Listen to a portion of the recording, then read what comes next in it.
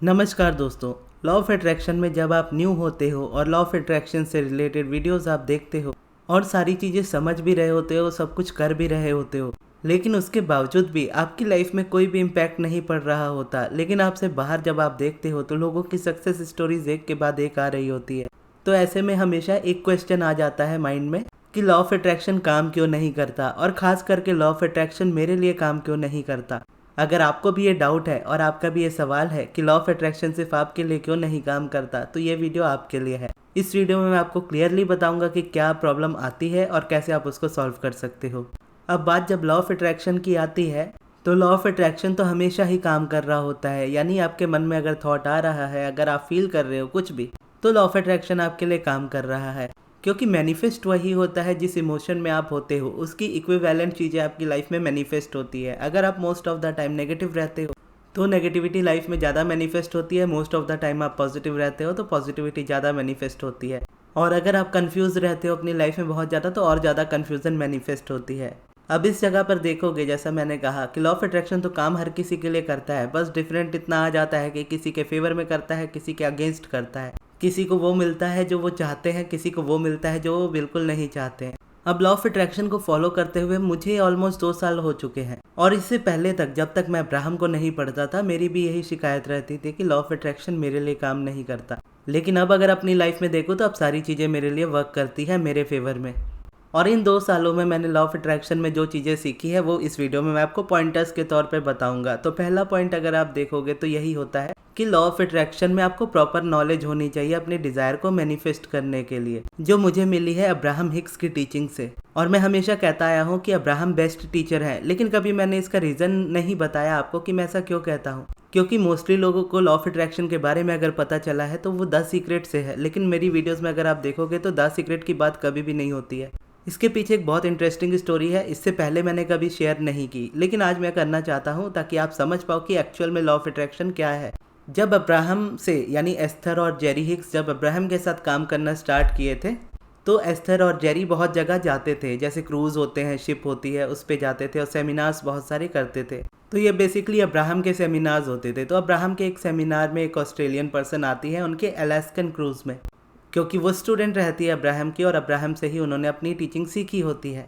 और फिर वो अब्राहम के क्लोज होते हैं, यानी उनके फ्रेंड्स बन जाते हैं, और उसके बाद उनसे वो परमिशन लेते हैं अब्राहम की टीचिंग्स पे एक टीवी सीरीज़ बनाने के लिए। तो ये आइडिया जेरी और एस्थर को पसंद आता है और वो इसके लिए हाँ कह देते हैं। अब उसके बाद होता यह है कि जेरी और एस्थर उसके लिए शूट करते हैं, वीडियो शूट जो होता है उससे करते हैं।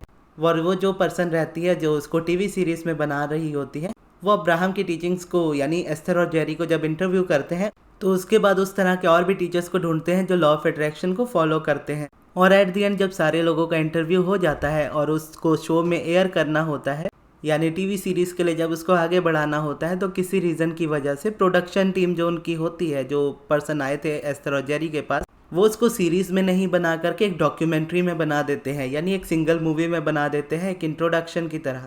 और फिर जब उसको वो प्रेजेंट करते हैं तो उसमें वाइब्रेशन और अलाइनमेंट पर जितनी भी बातें होती है उन सभी को हटा देते हैं। क्योंकि जब आप कॉन्ट्रैक्ट में होते हो, बेसिकली जैसे अगर आपको बुक पब्लिश करनी है तो पब्लिशर के अकॉर्डिंग, यानी जिस पब्लिशर के पास आप जाते हो, तो वो पब्लिशर अपनी बुक की ऑडियंस के हिसाब से आपको बताता है कि इस बुक में ये चेंजेस अगर आप करते हो तो ही हम आपकी बुक को पब्लिश करेंगे, अदरवाइज नहीं।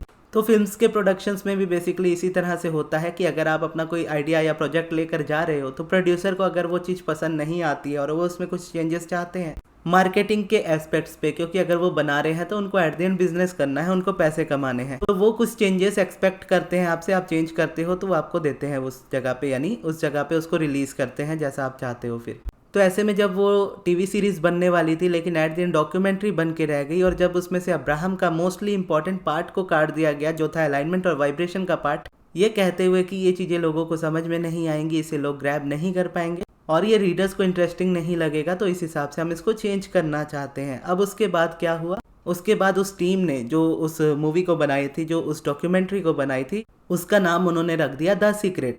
और ये बात जेरी और एस्थर को बिल्कुल पसंद नहीं आई, और इवन अब्राहम से भी जब उन्होंने इस बारे में बात की तो अब्राहम भी नहीं चाहते थे कि लॉ ऑफ अट्रैक्शन को द सीक्रेट नाम से रिलीज़ किया जाए। और वो ऐसा क्यों नहीं चाहते थे, क्योंकि अब्राहम के अकॉर्डिंग लॉ ऑफ अट्रैक्शन कोई सीक्रेट नहीं है। अगर आपने द सीक्रेट की बुक पढ़ी है या डॉक्यूमेंट्री देखी है तो आपको पता होगा कि उसकी स्टार्टिंग ही इसी तरीके से होती है कि दुनिया में एक ऐसी चीज़ है जो सिर्फ अमीर लोग जानते हैं, जो आपसे छुपाई गई है। और ये इतना बड़ा रहस्य है कि इसे इतना ही अच्छी तरीके से आपसे छुपाया गया कि आप गुलाम बनकर रह गए, लीडर्स बन गए। और ये रहस्य अगर आपके सामने उजागर हो जाता है, यानी अगर ये रहस्य आपके सामने प्रकट हो जाता है, आपको पता चल जाता है, तो आपकी पूरी दुनिया बदल जाएगी। और ये रहस्य हम आपको देने वाले हैं। तो प्रॉब्लम अब्राहम को कुछ नहीं थी, प्रॉब्लम बस इतनी थी कि उन्होंने द सीक्रेट नाम से इसको मार्केट करना स्टार्ट किया, जो कि उनकी टीचिंग्स के अकॉर्डिंग टोटली अपोजिट है। अब्राहम के अकॉर्डिंग नेचुरल है आपका अलाइनमेंट में रहना, और रेजिस्टेंस है इननेचुरल, या बोलो जो भी उसका अपोजिट, कि जब आप जन्म लेते हो आप नेचुरली अलाइनमेंट में होते हो। अगर आप दुनिया की रेजिस्टेंस को अपने ऊपर हावी नहीं होने देना चाहते या नहीं होने देते, और हमेशा अलाइनमेंट में रहते हो और हमेशा अपनी अलाइनमेंट को अचीव करते हो और आगे बढ़ते हो, तो ऐसे में आपको किसी चीज़ की ज़रूरत नहीं पड़ेगी अपनी लाइफ में कुछ भी मैनिफेस्ट करने के लिए। इवन अब्राहम की भी ज़रूरत नहीं पड़ेगी, किसी टीचर की ज़रूरत नहीं पड़ेगी, क्योंकि हर चीज़ आपके लिए नेचुरल है। अब रेजिस्टेंस है, अब आप दुनिया में हो तो वैसी रियलिटी दिखती है जैसी आप नहीं देखना चाहते, जो बुरी चीज़ें हैं। अब वहाँ पे जब हम बार बार देखते हैं तो रेजिस्टेंस बनती है हमारे अंदर। तो इस वजह से उनको द सीक्रेट नाम नहीं पसंद था, क्योंकि ये कोई रहस्य नहीं है जो आपसे छीना गया, आपसे छुपाया गया। इसे आपसे कभी छुपाया नहीं जा सकता। ये आपके पास हमेशा से था, हमेशा है और हमेशा रहेगा। इवन आपकी ज़िंदगी से पहले भी था, इस ज़िंदगी के ख़त्म होने के बाद भी रहेगा। और इस जगह पर द सीक्रेट के तौर पे जब उसको बेचा जा रहा था, मार्केट किया जा रहा था, तो उसके साथ ही साथ उन्होंने अलाइनमेंट और इन सारी वाइब्रेशन वाली बातों को टोटली हटा दिया था उन चीज़ों से, और कहीं ना कहीं उन चीज़ों को रख दिया था जो सिर्फ आपको इंट्रोडक्शन दे कि हाँ, लॉ ऑफ अट्रैक्शन नाम की कोई चीज़ होती है, आपको मिल चुकी है, अब आप अपनी दुनिया बदल सकते हो। अब इसमें आपको बिल्कुल नेगेटिव नहीं सोचना, हमेशा पॉजिटिव सोचना, हमेशा इमेजिन करते रहना है, और आपकी लाइफ में ये चीज़ें मैनिफेस्ट हो जाएंगी। और जैसे द सीक्रेट की स्टार्टिंग होती है तो उसमें लॉ ऑफ अट्रैक्शन को 3 वे में बताया गया है, कि 3 तरीके हैं उसको मैनिफेस्ट करने के। पहले आस्क है, दूसरा बिलीव है, तीसरा रिसीव है, यानी आस्क, बिलीव, रिसीव। कि सबसे पहले मांगो कि कोई चीज़ आपको चाहिए, उसके बाद आप बिलीव करो कि वो चीज़ आपकी हो चुकी है, और तीसरा वो चीज़ आपकी लाइफ में खुद आ जाएगी। और वहीं अब्राहम के हिसाब से देखोगे तो ask and it is given, यानी जब आपने मांगा वो चीज़ इंस्टेंटली आपकी हो गई, और जब आप उसकी वाइब्रेशनल अलाइनमेंट में आओगे वो चीज़ आपकी रियलिटी में आ जाएगी। यानी आपकी डिज़ायर और आपका बिलीफ का मैच हो जाना, ये देखोगे तो अलाइनमेंट है। और इस तरीके से देखा जाए तो अब्राहम और एस्थर और जेरी के साथ तो गलत हुआ था, तो उन्होंने फिर सोचा कि आगे क्या किया जा सकता है। उन्होंने अब्राहम से इसके बारे में डिस्कस किया कि हमें क्या करना चाहिए, क्योंकि इस जगह पर अगर जेरी और एस्थर चाहते तो पूरी तरह से उनको सू कर सकते थे कोर्ट में, और उसमें वो जीत भी जाते। लेकिन उन्होंने चूज़ किया इस जगह से मूव आउट करना, क्योंकि उनके पास 2 ही ऑप्शन थे, या तो कोर्ट में आप केस लड़ो और अपना टाइम वेस्ट करो, अपनी एनर्जी वेस्ट करो पूरी तरह से, या तो एक सिंपल सा ऑप्शन है कि आप उस जगह में से निकल जाओ, आप उस तरह की टीचिंग्स में मत रहो। तो जेरी और एस्थर ने इजी वाला रास्ता चुना। उन्होंने इसको केस पे ले जाना सही नहीं समझा, क्योंकि इसमें दोनों का टाइम और एनर्जी वेस्ट होता है। ऐसे में फिर उन्होंने अपना मूव आउट कर लिया, और जो सीक्रेट की टीम ने इनकी जो डॉक्यूमेंट्री में इंटरव्यू ली थी जेरी और एस्थर की, वो बाद में उन्होंने रिमूव कर दी। यानी अगर आप सर्च करोगे original version of the secret, या अगर आप ये भी लिखोगे the secret Jerry and Esther, तो आपको कट वाली यानी डिलीटेड वाली क्लिप्स यूट्यूब पर ही मिल जाएंगी, और उसमें वो अलाइनमेंट के बारे में बात कर रहे हैं। और वो लॉ ऑफ अट्रैक्शन का सबसे मेजर पार्ट है जिसके बारे में द सीक्रेट की टीम ने हटा दिया। यानी उस जगह में ये सारी चीज़ें हुई, उसकी वजह से अलाइनमेंट जो कि द सीक्रेट में नहीं था, यानी होना चाहिए था, जो लॉ ऑफ अट्रैक्शन में सबसे इंपॉर्टेंट है, उसी चीज़ को हटा दिया और बाकी सारी चीज़ें रहने दी। अब क्योंकि उन्होंने अपनी टीम को इस तरीके से मार्केट किया था, अपने प्रोडक्ट को इस तरीके से मार्केट किया था, तो जब उनकी डॉक्यूमेंट्री और बुक्स दुनिया भर में रिलीज़ हुई तो बहुत तगड़े तरीके से सेल होने लगी। अब सेल होने लगी, लोगों तक पहुंचने लगी, लोगों के माइंड में कन्फ्यूजन भी उतना ही बढ़ने लगा। जहां पर लॉ ऑफ अट्रैक्शन क्लैरिटी के लिए होना चाहिए था, वहां पर ये एक ठो और सरदर्द बन गया।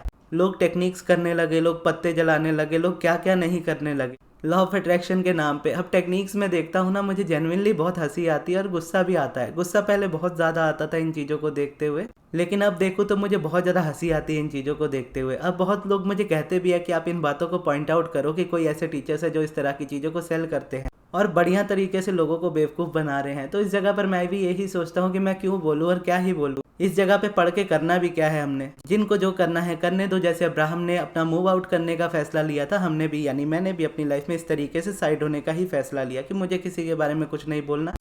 मैं बस समझता हूँ कि मेरी टीचर्स की टीचिंग्स क्या है। मेरी टीचर ने अगर अपने लाइफ में इतनी वैल्यूज़ को आगे रखा कि उन्होंने मार्केटिंग को छोड़ करके अगर वो उन्होंने उस जगह पे एंटर किया होता तो अब्राहम आज पूरी दुनिया में सबसे ज़्यादा फेमस होते।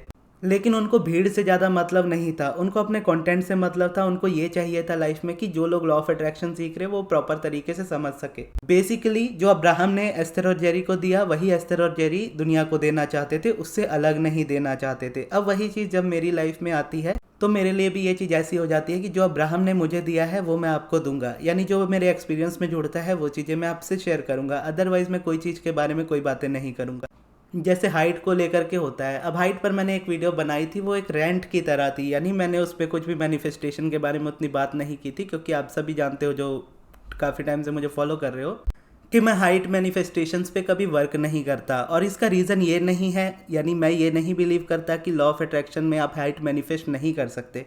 मैं भी ये बात मानता हूँ कि आप मैनिफेस्ट तो कर सकते हो हाइट, लेकिन मैं ये बात ज़्यादा मानता हूँ कि मैंने इस चीज़ को कभी अपनी लाइफ में मैनिफेस्ट नहीं किया, ना ही मेरा शौक है इस चीज़ को मैनिफेस्ट करने का। मेरा मोस्टली फार्मूला इस तरीके का होता है कि मैं जैसा हूँ परफेक्ट हूँ, अगर कोई चीज़ के चेंज की ज़रूरत है मैं करने के लिए रेडी हूँ। तो इस रीज़न की वजह से, क्योंकि मैंने कभी अपनी लाइफ में हाइट को मैनिफेस्ट नहीं किया, तो मैं कभी इस बारे में बात नहीं करना चाहता, ना इससे रिलेटेड मैं सब्लिमिनल बनाना चाहता हूँ। बहुत पहले मैंने एक सब्लिमिनल हाइट पे बनाया था पुराने चैनल पे, वो भी इसीलिए बनाया था क्योंकि उस वक्त मैंने नया नया सब्लिमिनल बनाना सीखा था। और हाइट से रिलेटेड एक वीडियो मैंने बनाई थी, वो भी इसलिए बनाई थी क्योंकि इतनी ज़्यादा रिक्वेस्ट मेरे पास आई थी, तो भी बनाई थी तो अब्राहम के पर्सपेक्टिव से बनाई थी, यानी उनकी वीडियो को ट्रांसलेट करके बनाया था। अपने हिसाब से मैंने कभी भी ये चीज़ों को नहीं किया, क्योंकि जैसा अब्राहम ने मुझे सिखाया कि आपकी लाइफ में जो एक्सपीरियंस है, यानी उन्होंने जो अब्राहम से सीखा, अब्राहम की टीचिंग्स को एज इट इज़ मेरी लाइफ में मिल गया। तो अब्राहम को जब मैंने पढ़ा तो मुझे जो चीज़ समझ में आई, जिस तरीके से मैंने उसको अपनी लाइफ में एक्सपेक्ट किया, यानी एक्सेप्ट किया, और उसके बाद जैसे मैनिफेस्ट किया, तो उन्हीं चीज़ों को मैंने शेयर किया। अब जो चीज़ मेरे एक्सपीरियंस में नहीं जुड़ती तो मैं क्यों उन बातों को बात करूँ। तो ये इसीलिए मैं कहता हूँ कि अब्राहम दुनिया के सबसे बेस्ट टीचर हैं। अब्राहम के अलावा दुनिया में कोई दूसरा टीचर नहीं है जो लॉ ऑफ अट्रैक्शन को सबसे बेस्ट तरीके से सिखा सके। अब्राहम के अलावा अगर कोई टीचर हैं सबसे अच्छे तो वो नेविल गोडार्ड है, लेकिन Neville Goddard law of attraction के नहीं, लॉ ऑफ अजम्पशंस के टीचर हैं। तो ले दे के दुनिया में अगर बोलोगे तो स्टार्टिंग सारी चीज़ों की हुई है अब्राहम हिक्स से ही। उनसे पहले भी होंगे बहुत सारे टीचर्स, उनके बाद भी आए होंगे, लेकिन बहुत लोगों का नाम उतना नहीं है। इवन आज जो नाम चलते हैं मोस्टली लोग, वो अब्राहम की ही टीचिंग्स को आगे लेकर के चलते हैं। बस क्या है, आपको पता नहीं होता। अब ये जो चीज़ है ये जेरी और एस्थर ने अपनी बुक में शेयर की है, और उन्होंने ब्लेम नहीं किया है इस बात में किसी को, क्योंकि उन्होंने अपने हिसाब से सही समझा कि हाँ मुझे इस जगह पे नहीं होना चाहिए, तो वो अपना निकल गए। तो इसीलिए पहला पॉइंट ये है कि सबसे पहले आपको अच्छे से लॉ ऑफ अट्रैक्शन सीखना चाहिए और अच्छे टीचर से सीखना चाहिए, और अच्छे टीचर है अब्राहम हिक्स, और दुनिया के सबसे बेस्ट टीचर वही है। तो जब आप लॉ ऑफ अट्रैक्शन को इनके पर्सपेक्टिव से सीखोगे तो आपकी लाइफ में सारी चीज़ें आप मैनिफेस्ट कर पाओगे। और दूसरा पॉइंट अगर आप देखोगे तो दूसरा पॉइंट ये है कि अपनी डिज़ायर को अपने समझो। भीड़ की तारीफ करने की या भीड़ के पीछे भागने की जरूरत नहीं होती कि दुनिया जो कर रही है मुझे भी वही करना है। अगर इतने टाइम में किसी ने ये अचीव कर लिया तो मुझे भी यही चीज़ करनी है। अब जब आप ये करने की कोशिश करते हो ना तो कंपैरिजन आता है, और जब कंपैरिजन आता है तो मैनिफेस्टेशन नहीं होती, क्योंकि कंपैरिजन में हमेशा आप अपने आप को लो ही समझोगे और अपने सामने वाले को अपने आप से बहुत ऊंचा दिखा दोगे। और ये कंपैरिजन नहीं आना चाहिए, और साथ ही में स्पीड से किसी और की मैच नहीं करना है। अपने आप को देखो कि आप किस तरीके के पर्सन हो। जैसे मैंने अपने आप को समझा कि मैं बहुत स्लो पर्सन हूँ, यानी मैं चीज़ों को करना चाहता हूँ मेरी लाइफ में। अगर कोई चीज़ मुझे चाहिए तो मुझे चाहिए, अब उसमें जितना भी टाइम लगे मैं देने को रेडी हूँ। मेरा माइंडसेट वैसा रहता है, जो कि पहले ऐसा नहीं था। अब्राहम जब मेरी लाइफ में आए तभी ये वाला माइंडसेट बना। अब इस जगह पर मैं देखूंगा तो मैंने इस चीज़ को कैसे अपनी लाइफ में अप्लाई किया कि अपनी डिज़ायर को समझना है और अपनी स्पीड से चलना है। जब मैंने 2016 में बुक्स पढ़ना स्टार्ट की थी तो मेरे माइंड में एक चीज़ हमेशा से थी, क्योंकि द सीकेन नहीं सीकेन SEEKEN इस नाम से एक चैनल हुआ करता था। वो उस वक्त नया नया चैनल बना था।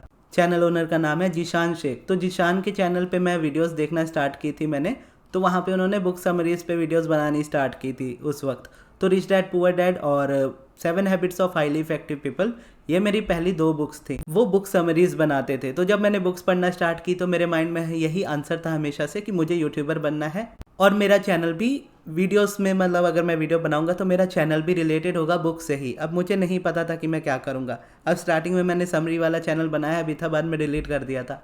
फिर 2018 में मुझे लॉ ऑफ अट्रैक्शन पता चला था द सीक्रेट बुक से। द सीक्रेट बुक पढ़ने के बाद मैं बहुत ज़्यादा कंफ्यूज हो चुका था और अपने माइंड में एकदम इरिटेट हो चुका था, परेशान हो चुका था। फिर एट द एंड मैंने लॉ ऑफ अट्रैक्शन को छोड़ भी दिया था। लेकिन जब मैं उस चीज़ को पढ़ रहा था तो उस वक्त मेरे माइंड में था कि मेरा चैनल लॉ ऑफ अट्रैक्शन से रिलेटेड होगा। फिर जब द सीक्रेट से मेरी रेजिस्टेंस बहुत ज़्यादा बढ़ गई, क्योंकि उसमें आधी नॉलेज थी, पूरी नहीं, और गलत नॉलेज थी, सही नहीं, तो कोशिश कर करके एक्शंस ले लेके कि मैं थक गया था पूरी तरह से। फिर 2020 में किसी तरीके से मेरी बहन ने मुझे इंस्पायर किया कि मैं लॉ ऑफ अट्रैक्शन को अच्छे से पढूं, क्योंकि लॉ ऑफ अट्रैक्शन वर्क करता है। और फिर मेरी बहन ने ही मुझे वो गिफ्ट की थी उनकी बुक अब्राहम की, ask and it is given, मेरे बर्थडे पर। और उसके बाद जब मैंने उसको बनाना स्टार्ट किया, यानी सुनना स्टार्ट किया, पढ़ना स्टार्ट किया बेसिकली, तो उसके बाद मैं उसको अच्छे से समझने लगा, अपनी लाइफ में अप्लाई करने लगा।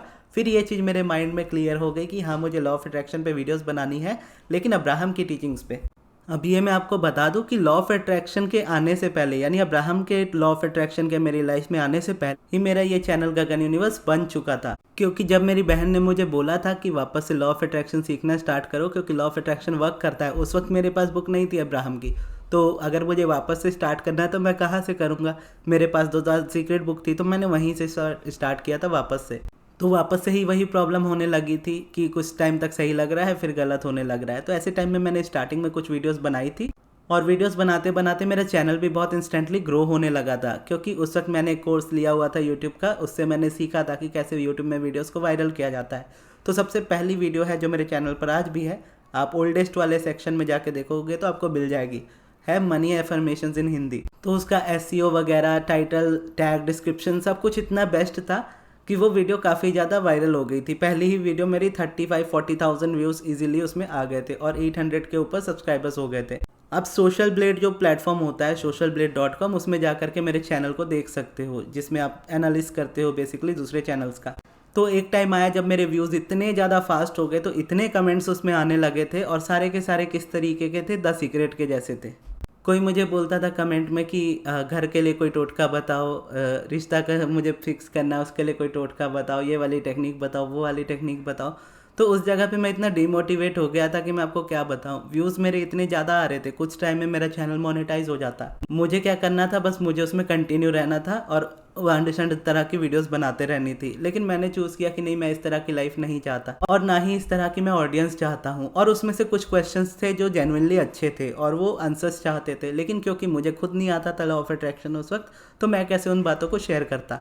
तो फिर उसके बाद मैंने महीनों का गैप ले लिया, 3 या 6 महीने का मैंने गैप ले लिया। उस 3 या 6 महीने तक मैंने वीडियोस नहीं बनाई। उस वक्त तक मैं सिर्फ अब्राहम को पढ़ रहा था, और उसी वक्त रेवती दी मुझे मिली थी, और मेरी बहन ने ही उनका चैनल मुझे रिकमेंड किया था। तो उस वक्त मैं उनकी वीडियोस सबसे ज़्यादा सुना करता था, और क्योंकि वो अब्राहम से रिलेटेड वीडियोस बनाती थी तभी। तो उस वक्त तक जब 3 या 6 महीने का मैंने जो गैप लिया था, उसके बाद 3 या 6 महीने बाद जब मैं वापस आया, तो अब्राहम को सीखते हुए काफ़ी आगे बढ़ चुका था। मैनिफेस्टेशन मेरी लाइफ में तभी भी नहीं हुई थी, क्योंकि जिस दिन मैंने मेडिटेशन करना स्टार्ट किया था, मुझे याद है उसी के अराउंड मैंने वीडियोस बनानी स्टार्ट की, मई महीने 2022। क्योंकि मेरे मैनिफेस्टेशन का कोई एक्सपीरियंस नहीं था, लेकिन मुझे पता था कि अब्राहम बेस्ट टीचर है और उन्हीं की टीचिंग्स को दुनिया में शेयर करना है। तो वहाँ पे मैं उनकी वीडियोस को हिंदी में ट्रांसलेट करके स्टार्टिंग में बनाता था। तो स्टार्टिंग की मेरी जितनी वीडियोस आपको मिलेंगी कंसिस्टेंसी से, जब मैंने बनाना स्टार्ट किया है, तो अब्राहम की टीचिंग्स मैं स्टार्टिंग में बनाता था उनकी वीडियोज़ को ट्रांसलेट करते हुए। और उसी बीच फिर मैंने अपने आप को देखा काफ़ी ज़्यादा ट्रांसफॉर्म होते हुए। मैं डिप्रेशन में था, मेरा डिप्रेशन 5-6 सालों से पिछले चल रहा था, ऑन ऑफ करके। तो वो 2020 तक बहुत ज़्यादा हो चुका था। लेकिन उसके बाद उस चीज़ को अब्राहम ने 3 महीने में उनके मेडिटेशन से मैं पूरी तरह से निकल गया डिप्रेशन से। और सोशल एंग्जाइटी मुझे ऐसी होती थी कि लोगों को देख के मैं डर जाता था। 3-4 लोगों से ज़्यादा लोग अगर मेरे अराउंड हो और मेरे अपने ना हो, अनजान हो, तो उस जगह पे मुझे फीवर हो जाता था, या इतना बीमार हो जाता था कि अगर पूरे दिन मैं बाहर निकल गया हूँ किसी रीज़न से घूमने, या कोई भी रीज़न से अगर मैं बाहर हूँ, फैमिली के साथ हूँ या किसी भी रीज़न से बाहर हूँ, तो जब मैं घर आता था तो 2 हफ्ते तक अपने रूम से बाहर नहीं निकलता था। धूप देख के डर लगता था, बाहर जाने में डर लगता था। एकदम मैं अपने रूम का पर्दा भी एकदम लगा कर रखता था कि हल्की भी रोशनी नहीं आनी चाहिए। मुझे बहुत ज़्यादा एंग्जाइटी फील होती थी उससे। ले देखे बोलो तो वैम्पायर या ड्रैकुला टाइप का बन चुका था। तो वैसी सिचुएशंस में से अब्राहम ने मुझे 3 महीने में निकाला। अब इस जगह पे बहुत लोग बोलते हैं एक्शन लेना बहुत ज़रूरी है लॉ ऑफ अट्रैक्शन में। अब मेरी ऐसी हालत थी, इस जगह पे मैं क्या एक्शन लेता, और इससे पहले मैं कितने एक्शन ले रहा था, उसके एक्शन को लेते लेते मैं यहाँ तक आके फंस चुका था। तो अब्राहम ने ये भी सिखाया कि एक्शन तो बिल्कुल नहीं लेना है, जो करना है आपको वाइब्रेशनली करना है। अब वाइब्रेशनली सारी चीज़ें करोगे, एक्शंस आपके होने लगेंगे। अब वाइब्रेशनली मैं वर्क की स्टार्ट हो चुका था, अब्राहम को पढ़ना स्टार्ट कर चुका था। फिर जब मेडिटेशन करना स्टार्ट हुआ तो 3 महीने में ये चीज़ें निकल गई पूरी तरह से। फिर मेरी वीडियोस में और कंसिस्टेंसी आई, लाइफ में और बेटरमेंट स्टार्ट हुआ, और इस वक्त तक मेरा चैनल बहुत अच्छा ग्रो कर चुका था। लेकिन मैं पैसे नहीं कमा रहा था तभी, मैं किसी भी चीज़ के चार्जेस नहीं लेता था। कोई मुझसे क्वेश्चन पूछता था, मैं फ्री में उन्हें बता भी देता, क्योंकि मैं जानता था कि हाँ, मेरा मैनिफेस्टेशन का एक्सपीरियंस बढ़ रहा है। और उस वक्त जैसे स्टार्टिंग में मैंने बताया कि स्टार्टिंग में मैं वो वीडियोज़ बनाता था जो अब्राहम को ट्रांसलेट करके होती थी, क्योंकि उस वक्त मेरा मैनिफेस्टेशन एक्सपीरियंस नहीं था। वो 3 महीने चला, जब मैं ठीक हो गया मेरे पास बताने के लिए चीज़ें हो गई, फिर मैं वो चीज़ें बताता था, वो चीज़ें शेयर करता था कि अब्राहम की टीचिंग्स मैंने स्टार्ट की अपनी लाइफ में, कैसे उसको फॉलो किया, क्या रिजल्ट मिले। अब वो देखते देखते मेरा चैनल ग्रो हुआ। फिर एट द टाइम आया मनी कमाने का। फिर उसके बाद मेरे पास बुक आई money and the law of attraction. फिर उसके बाद मैंने पॉजिटिव एस्पेक्ट्स लिखना स्टार्ट किए। फिर आगे की जर्नी इस तरीके से बढ़ती गई। तो हमेशा इस जगह पे मैं आपको ये स्टोरी इसीलिए बता रहा हूँ कि ताकि आप ये बात समझ सको कि मैंने हमेशा अपनी स्पीड को समझा। मैंने किसी को कॉपी करने की कोशिश नहीं की कि इसके सब्सक्राइबर्स मुझसे कम है, ये मुझसे ज़्यादा कमा रहे हैं, और मैं कमा ही नहीं रहा। यानी जब मैंने वीडियोस बनाना स्टार्ट किया, चैनल के व्यूज़, सब्सक्राइबर सब कुछ अच्छा हो गया, लेकिन ना मेरा चैनल मोनेटाइज था तभी, ना मैं पैसे कमा रहा था।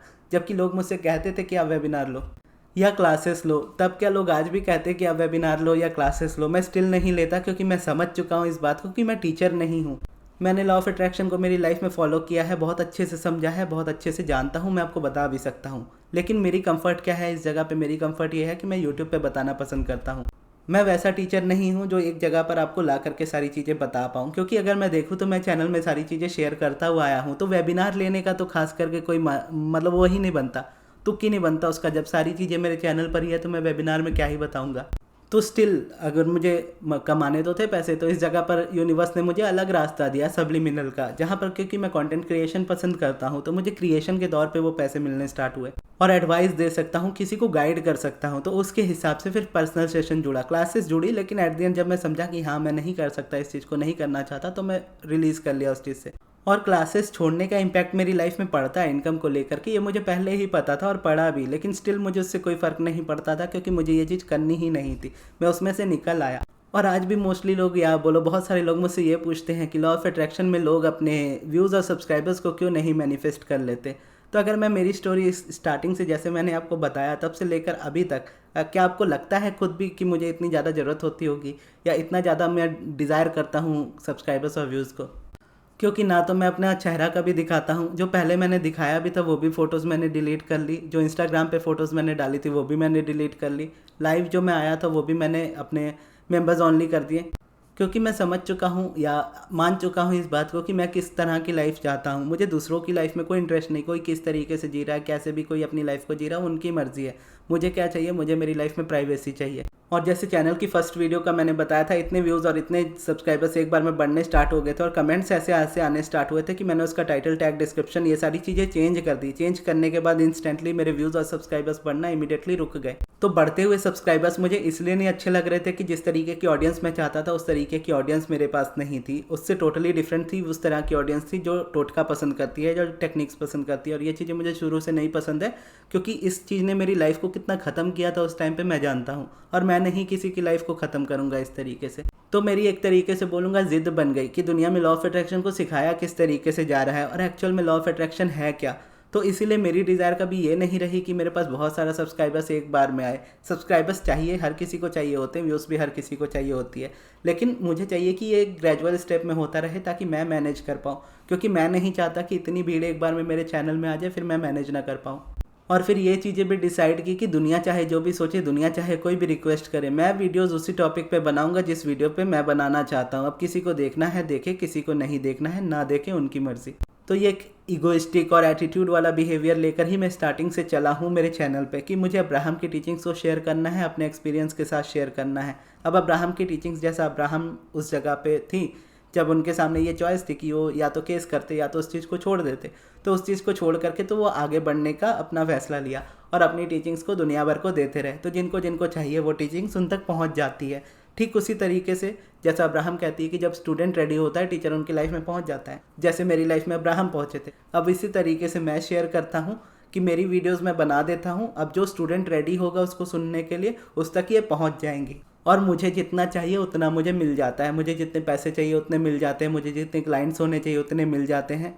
जितना मेरा काम मुझे करना होता है उतना मैं कर पाता हूँ। अगर बहुत सारे लोग होंगे तो सब्लिमिनल के बहुत सारे ऑर्डर्स होंगे या बहुत सारे सेशंस होंगे, तो उतने में तो मैं ले ही नहीं पाऊंगा, तो क्या करूँगा उतनी चीज़ों का। तो जितना मैं बैलेंस अगर बना पा रहा हूँ उतना ही मेरे लिए बेटर है।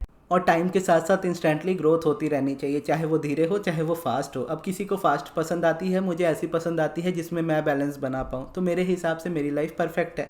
आज अगर मैं देखूँ तो मैं उस तरीके का इंसान होता था जो रूम से भी निकलने से डरता था। अब मैं एक ऐसा पर्सन हूँ जो अकेले भी मैं फ़्लाइट में ट्रैवल कर चुका हूँ और अकेले मैं अपने शहर से कितनी दूर दूर तक जाके आ चुका हूँ। पर्दा हटने से जो रोशनी रूम के अंदर आती थी उससे मुझे एंग्जाइटी होने लगती थी। और अभी मैं अगर देखूँ तो कितने लोगों से डील करता हूँ, कितने लोगों से बातें करता हूँ, कितने लोगों के लिए काम ईजिली कर पाता हूँ। जब क्लासेस भी लेता था तो 1 साल तक कंटिन्यूसली क्लासेस ली, तो इतने लोगों को हैंडल भी किया। रूम से निकलने से डरता था कि कल को मुझे बाहर निकल के जॉब करनी पड़ेगी, मुझे क्या करना पड़ेगा, मैं कुछ नहीं समझ पाता था। लेकिन मेरी स्टार्टिंग में ही बोलो करियर इस तरीके का बना कि मुझे रूम से निकलना ही नहीं पड़ा, मुझे यहीं पे सारी चीज़ें अब मिलने लगी। और उसके बाद भी ये एंग्जाइटी वाली चीज़ें सब रिलीज़ हो गई। लेकिन स्टिल मैं समझा कि हाँ, प्राइवेसी बड़ी चीज़ है और अपने आप को उतना प्राइवेट कर लिया जितना कि लोग मुझे ना पहचाने, मेरे काम को पहचाने, मुझे मेरे नाम से जाने, प्लस मैं अपनी पर्सनल और प्रोफेशनल लाइफ के बीच का बैलेंस क्रिएट कर पाऊँ, उसको मेंटेन कर पाऊँ। और इसके अलावा देखूँ तो लाइफ में आज पैसों की भी फ्रीडम है, टाइम की भी फ्रीडम है। जब चाहे जितना चाहे उतना मैं काम कर सकता हूँ, मैं जब चाहे छुट्टी ले सकता हूँ। और मैं बहुत कम काम करता हूँ अपनी लाइफ में, ना के बराबर। मैं ज़्यादातर सोता हूँ, ज़्यादातर अपनी लाइफ में इंजॉय ही कर रहा होता हूँ, बहुत कम ही मैं काम करता हूँ। लेकिन जितना करता हूँ उसी में अपना 100% देता हूँ, क्योंकि ये चीज़ें मुझे खुशी देती हैं। तो इस तरीके से मैंने मेरी डिज़ायर को समझा कि मुझे क्या चाहिए और उस तरीके से फिर मैंने अपनी लाइफ को मैनिफेस्ट किया। अब इस जगह पर देखोगे तो वीडियो तो वैसे ही बहुत लंबी हो गई है। अगर मैं बताने को बातें रखूँ तो इतनी लंबी हो जाएगी कि आज ये वीडियो ख़त्म भी नहीं होगी, कल अपलोड करूँगा, फिर वैसी सिस्टम हो जाएगी यहाँ पे। लेकिन जितनी बातें मैंने इस जगह पे बता दी हैं, मुझे लगता है कि वो मोर देन इनफ ही है। कि सबसे पहला पॉइंट ये कि आपको लॉ ऑफ अट्रैक्शन सीखना चाहिए, अच्छे से सीखना चाहिए, दुनिया के बेस्ट टीचर से सीखना चाहिए जो कि अब्राहम है। और अब्राहम को आप सीखोगे कैसे? अब्राहम का पर्सनल चैनल भी है, अब्राहम हिक्स पब्लिकेशंस करके, जिसमें उनकी वीडियोज़ है। उसके अलावा अब्राहम हिक्स की एनिमेटेड वाली बहुत सारे लोगों ने क्लिप्स डाल रखी हैं, उससे आप सुन सकते हो। या उनकी बहुत सारी बुक्स हैं, उनमें से आप कोई भी खरीद सकते हो। उनकी हर एक बुक बेस्ट है। अपने हिसाब से आप उनकी बुक सर्च करके देखो, आपको जो सी अच्छी लग रही, चाहे कवर देख के अच्छा लग रहा हो, चाहे प्राइस कम हो, चाहे जिस भी तरीके से आपको कोई भी चीज़ अच्छी लग रही हो, अब्राहम की बुक में आप वो ले सकते हो और उनको पढ़ सकते हो। या फिर आप मेरी वीडियोस देख सकते हो, मैं अब्राहम पे ही वीडियोस मोस्टली बनाता हूँ। अगर मैं अब्राहम का नाम नहीं भी रखता तो मेरी टीचिंग्स अब्राहम की ही रहती, क्योंकि मैं लाइफ में फॉलो ही उनको करता हूँ, तो जो भी बोलूँगा उनकी बातें ही रहेंगी। तो ये चीज़ पहली हो जाती है कि अब्राहम को सीखो, अब्राहम से ही सीखो, ज़्यादा बेटर है। और लॉ ऑफ अट्रैक्शन के अच्छे टीचर हैं, उन्हीं से सीखो, बाहर की चीज़ों को छोड़ दो। और द सीक्रेट का अब आप रियलिटी जानते हो कि वो लॉ ऑफ अट्रैक्शन का इंट्रोडक्शन है, ना कि वो लॉ ऑफ अट्रैक्शन आपको सिखा सकते हैं। जानने के लिए सही है, आप पढ़ना चाहते हो पढ़ सकते हो, लेकिन वो बस इंट्रोडक्शन है कि लॉ ऑफ अट्रैक्शन नाम की कोई चीज़ है। आप ये जान चुके कि ये सीक्रेट नहीं है। तो पहला पॉइंट, अब्राहम से आपको लॉ ऑफ अट्रैक्शन सीखना है। दूसरा पॉइंट ये है कि अपनी डिज़ायर को समझना है, अपनी स्पीड को समझना है, उसके हिसाब से ही आगे बढ़ना है। कि किसी ने मेडिटेशन करना स्टार्ट किया, 1 महीने में मैनिफेस्ट कर लिया, मेरे को 2 महीने हो गए, मुझे नहीं मिला। अगर किसी ने सब्लिमिनल सुनना स्टार्ट किया, उसने 2-3 दिन में या 1 हफ्ते में मैनिफेस्ट कर लिया, मुझे 1 महीने हो गए सुनते हुए, मुझसे नहीं हो रहा। या जिस दिन मैंने पॉजिटिव एस्पेक्ट्स लिखा था, 1 दिन में मुझे उसके रिजल्ट मिल गए थे। 0 इनकम से मेरे पास 2 इनकम सोर्सेस 1 दिन में हो गए थे पॉजिटिव एस्पेक्ट लिखने के जस्ट अगले दिन। तो ऐसे में मैं बोल सकता हूँ कि हाँ, मैंने 1 दिन में मैनिफेस्ट कर लिया। लेकिन बहुत से लोग ऐसा बोलते हैं कि मैं 1 महीने से लिख रहा हूँ, मुझसे मैनिफेस्ट नहीं हुआ। लेकिन उससे पहले का अगर आप देखो तो 6 महीने का मेडिटेशन ऑलरेडी था। 6 महीने के मेडिटेशन के बाद मैंने पहली बार पॉजिटिव एस्पेक्ट लिखा, तो 1 बार में काम किया। हर कोई अपनी लाइफ की जर्नी में होता है। आप किसी की जर्नी नहीं जानते हो, आप अपनी जर्नी जानते हो। तो अपने हिसाब से अपनी स्पीड को मेंटेन करो। आपके लिए ये ज़रूरी है कि आपके डिज़ायर मैनिफेस्ट हो। टाइम की उतनी लिमिट नहीं होती है लाइफ में।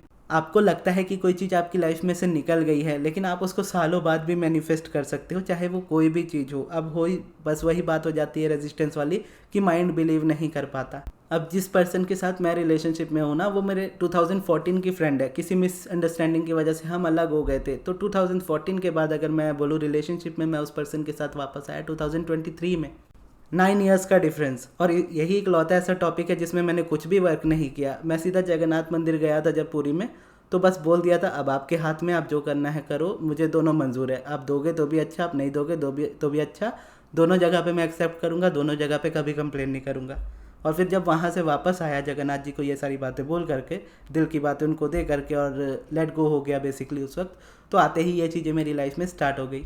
तो ओवरऑल 2 साल में हेल्थ, वेल्थ, रिलेशन, सक्सेस, सारी चीज़ें मेरी लाइफ में ऑलमोस्ट मैनिफेस्ट हो गई। हेल्थ मेरी अभी भी बेटर हो रही है पहले से। तो ओवरऑल देखोगे तो इस तरीके से हुआ। तो ये थी आज की वीडियो, काफ़ी लंबी हो गई, लेकिन आपको ये वीडियो कैसी लगी कमेंट बॉक्स में ज़रूर बताइएगा। और अगर आपको पर्सनल सब्लिमिनल बनवाना हो या पर्सनल सेशन लेना हो तो उसके लिए आप मेरे मैनेजर अमृत को कॉन्टैक्ट कीजिएगा उनके व्हाट्सएप नंबर पर।